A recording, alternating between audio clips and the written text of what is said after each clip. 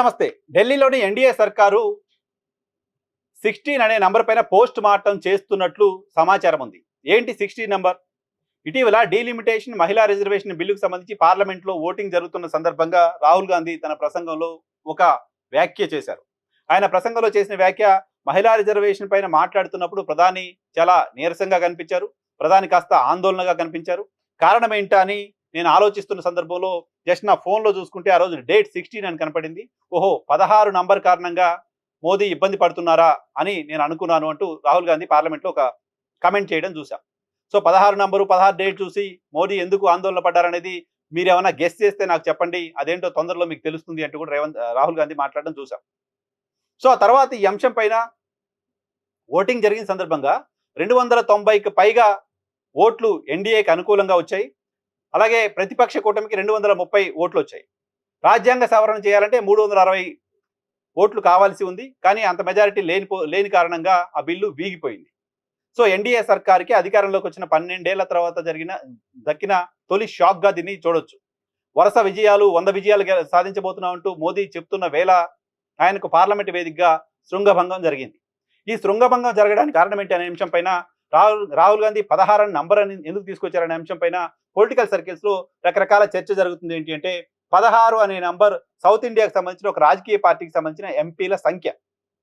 So ఈ 16 మంది ఎంపీలు మోదీ సర్కార్కి ఢోకా ఇవ్వబోతున్నారు అనేది రాహుల్ గాంధీ ఉద్దేశంగా చర్చ జరుగుతోంది. సౌత్ ఇండియాకి సంబంధించిన ఒక కీలక ఎన్డీఏ భాగస్వామ్య పార్టీకి సంబంధించిన ఎంపీలు బిల్లుకి అనుకూలంగా ఓటు వేయట్లేదు అని రాహుల్ గాంధీ ఇచ్చిన ఇండికేషన్ గా చర్చ జరుగుతోంది. సో ఆ చర్చకి బలం చేకూర్చేలా ఆ సౌత్ ఇండియన్ పొలిటికల్ పార్టీ అయిన తెలుగుదేశం పార్టీకి సంబంధించిన, భారతీయ జనతా పార్టీకి సంబంధించిన ఎంపీలు ఉదయం బ్రేక్ఫాస్ట్ మీటింగ్ పెట్టుకుంటే ఆ బ్రేక్ఫాస్ట్ మీటింగ్ కి తెలంగాణ ముఖ్యమంత్రి రేవంత్ రెడ్డి అటెండ్ అయ్యారు.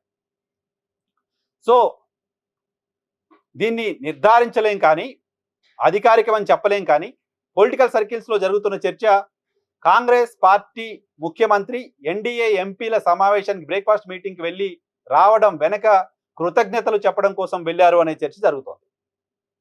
సో కొంతమంది ఎంపీలు ఎన్డీఏకి కాకుండా ఎన్డీఏకి వ్యతిరేకంగా ఓటేశారు. ఆ కారణంగా రేవంత్ రెడ్డి అక్కడ కృతజ్ఞతలు చెప్పడానికి వెళ్ళారు అనే చర్చ జరుగుతోంది. ఇది నిజమా కాదా అంటే మనం నిర్ధారించలేం కానీ అటువంటి చర్చ పొలిటికల్ సర్కిల్స్ లో జరుగుతుంది. ఆ కారణంగానే 16 అనే నంబర్ని రాహుల్ గాంధీ రేజ్ చేశారు. So Rahul Gandhi Revanth Reddy BJP TDP ఎంపీల సమావేశానికి వెళ్ళిన సందర్భంలో కూడా రేవంత్ రెడ్డిని పిలిచి మాట్లాడడం కానీ, ఎందుకు వెళ్ళారని అడగడం కానీ కాంగ్రెస్ అధిష్టానం చేయలేదంటే, కాంగ్రెస్ అధిష్టానానికి కూడా రేవంత్ రెడ్డి అక్కడికి వెళ్తున్న విషయం తెలుసు. సో రేవంత్ రెడ్డి అక్కడికి వెళ్ళడానికి తప్పుపట్టాల్సిన అవసరం లేదని కాంగ్రెస్ అధిష్టానం కూడా భావించింది. సో అందుకోసమే ఆయన ఏం అనలేదు. ఆయన గురించి అక్కడికి ఎందుకు వెళ్ళారనే ప్రశ్న కూడా రేవంత్ రెడ్డికి అధిష్టానం వైపు నుంచి రాలేదు అనే చర్చ జరుగుతోంది. సో ఇది కాంగ్రెస్ పార్టీలోనూ పొలిటికల్ సర్కిల్స్ లోనూ జరుగుతున్న చర్చ. పొలిటికల్ గా ఓటింగ్ జరిగిన సందర్భంలో ఇటువంటి వ్యాఖ్యలు ఎవరైనా చేసిన సందర్భంలో రకరకాల ఊహాగానాలు వస్తూ ఉంటాయి. ఆ ఊహాగానాలన్నీ నిజమని నమ్మడానికి సంబంధించిన అవకాశం లేదు. అట్లానే వాటిని అబద్ధాలని కొట్టిపారేయాల్సిన అవసరం కూడా లేదు. అయితే ఎన్డీఏ ఈ ఓటింగ్ జరుగుతున్న సందర్భంగా మనం రాజ్యాంగ సవరణ చేయడానికి కావాల్సిన ఓట్లు సంపాదించలేకపోతున్నాం అనే విషయం తెలిసినప్పటికీ మన అనుకున్న ఓట్లు కొన్ని మిస్ అయ్యాయనే ఆలోచన, మిస్ అయ్యాయనే ఒక నిర్ధారణ ఎన్డీఏ చేసుకున్నట్లుగా మాత్రం సమాచారం ఉంది.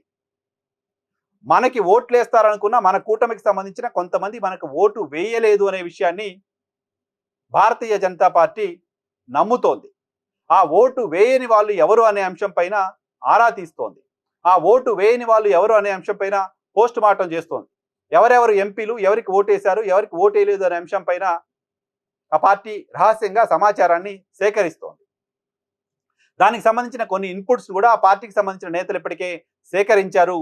ఆ ఓటు వేయని ఎంపీలు ఎవరు అనేది తెలుస్తున్నారు. ఆ ఓటు వేయని ఎంపీలో 16 మంది ఉన్నారా, తెలుగుదేశం పార్టీ ఉన్నారా, ఇంకెవరు ఉన్నారో తెలియదు. కానీ మాకు వస్తా అనుకున్న ఓట్లలో కూడా కొన్ని ఓట్లు తగ్గాయి.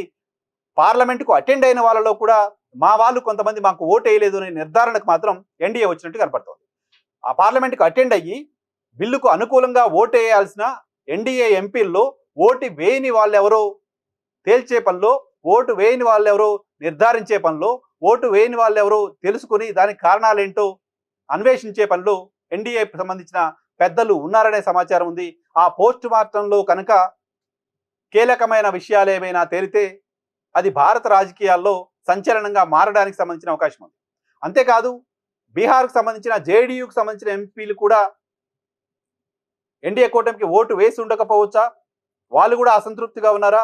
నితీష్ కుమార్ని ముఖ్యమంత్రి పదవి నుంచి తొలగించడం పట్ల వాళ్ళలో కూడా అసంతృప్తి ఉందా? నితీష్ కుమార్ గతంలో ఈ తరహా డోకాలు ఇచ్చిన సందర్భం ఉంది. ఆయన సడన్ గా కూటములు మార్చేస్తా ఉంటారు. రాత్రికి రాత్రి ముఖ్యమంత్రి పదవికి రాజీనామా చేసి ఉదయం కల్లా మళ్ళీ ఇంకో కూటమిలో ముఖ్యమంత్రి పదవిని ఆయన అధిష్ఠించడం ఈ దేశం చూసింది, బీహార్ చూసింది.